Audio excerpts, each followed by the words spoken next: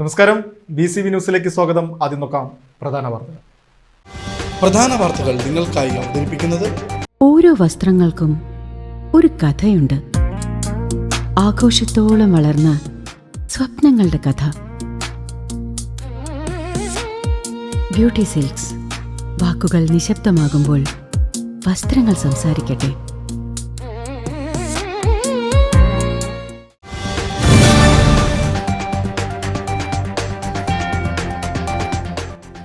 Vadakkanchery divine ആശുപത്രിക്ക് സമീപം പ്രവർത്തിക്കുന്ന വിദേശ മദ്യ വിൽപ്പനശാല മാറ്റണമെന്ന ആശുപത്രി അധികൃതരുടെ പരാതിയിൽ ജൂൺ 1 മുമ്പായി തീരുമാനമെടുക്കണമെന്ന് നഗരസഭ അധികൃതർക്ക് ഹൈക്കോടതി ഉത്തരവ് നൽകി.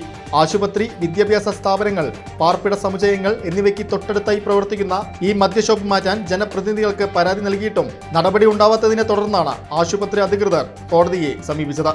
മദ്യഷോപ്പ് മാറ്റിയില്ലെങ്കിൽ കോടതിയലക്ഷ്യ നടപടികളുമായി മുന്നോട്ടു പോകുമെന്ന് ആശുപത്രി അധികൃതർ അറിയിച്ചു.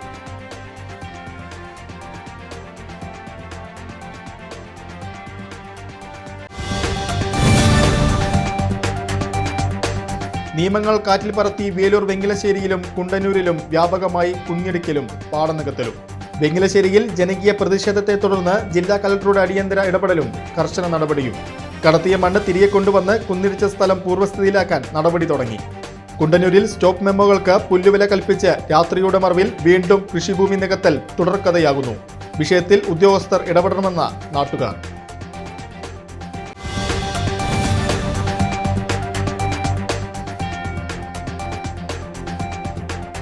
തെക്കുംകര ഗ്രാമപഞ്ചായത്തിലെ Punnamparambu Vattekkatt Narayana Menon memorial government higher secondary school മുറ്റത്ത് 6 പതിറ്റാണ്ടിലധികം പഴയ കെട്ടിടം പൊളിച്ചു മാറ്റാൻ തുടങ്ങി.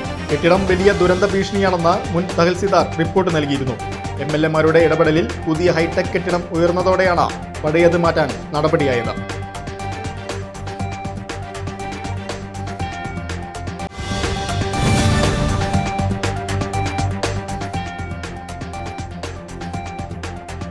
ഷൊർണൂർ കാരക്കാടിൽ നിയന്ത്രണം വിട്ട കാർ വൈദ്യുതി പോസ്റ്റിലും തെങ്ങിലും ഇടിച്ച് യുവാവിന് ദാരുണാന്ത്യം.